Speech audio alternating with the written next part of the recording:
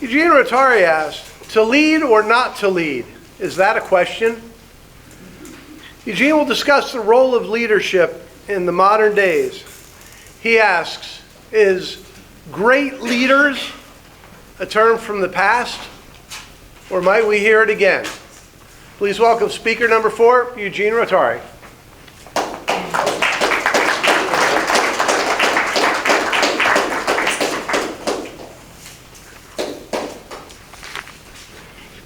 It was easy to be a leader, we might think, during the times of Alexander the Great, if your name is Alexander.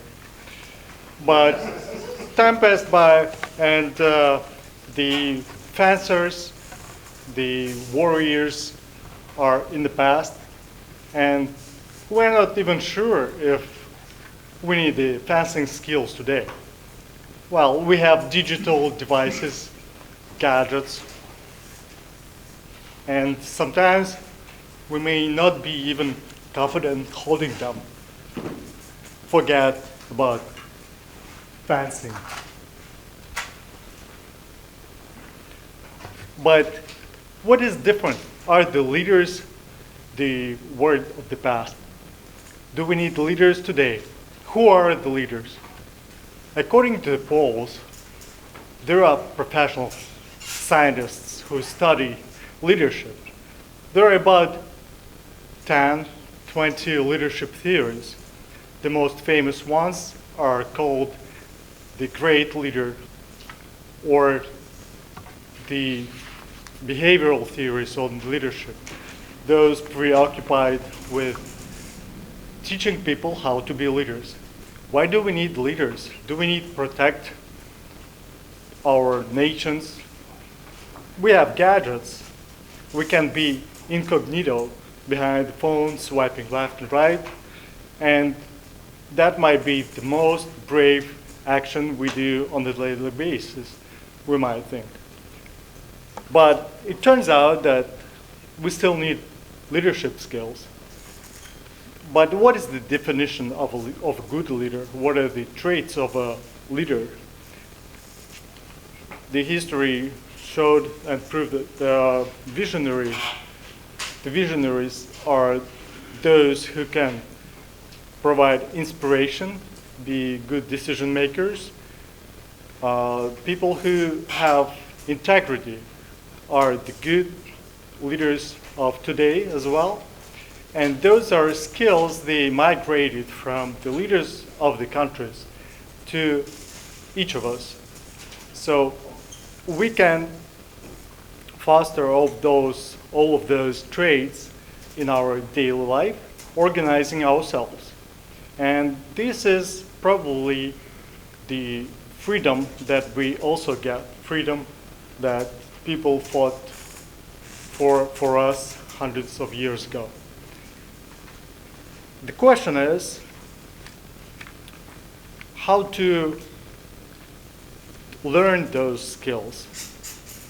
It turns out that communication skills is one thing that are important and crucial for the good leadership skills today. Besides being leaders in our daily life, we can transfer and scale our skills later in the corporate world if we are good in leading ourselves, in achieving our goals. We can scale those, and it will invite other people to join our mission, our vision, and eventually succeed in our lives. There were several, as I mentioned, leadership theories. One theory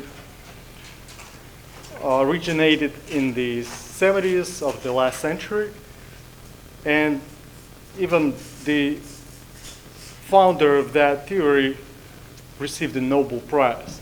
However, today this theory is not as well acclaimed because that theory rested on the belief that the companies, the businesses, had to fulfill the needs of these stakeholders.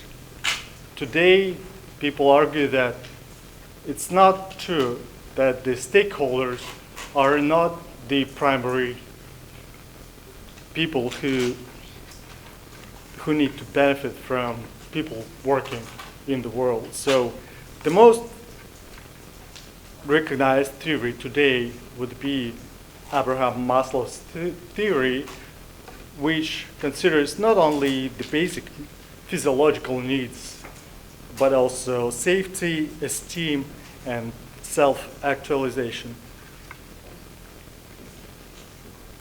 Besides many theories, the question is, who needs to learn them? Is that something that professionals need to be aware of, or those skills can be learned in school, in camps, leadership camps? And the answer might be that those skills transfer from generation to generation, but primarily from organizations like the Toastmasters International. So this is the cause that united us here, and it could be that instead of different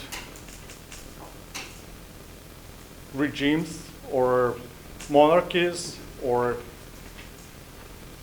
other meritocracies, we might call the next regime, or better say ideology, the Toastmasterocracy.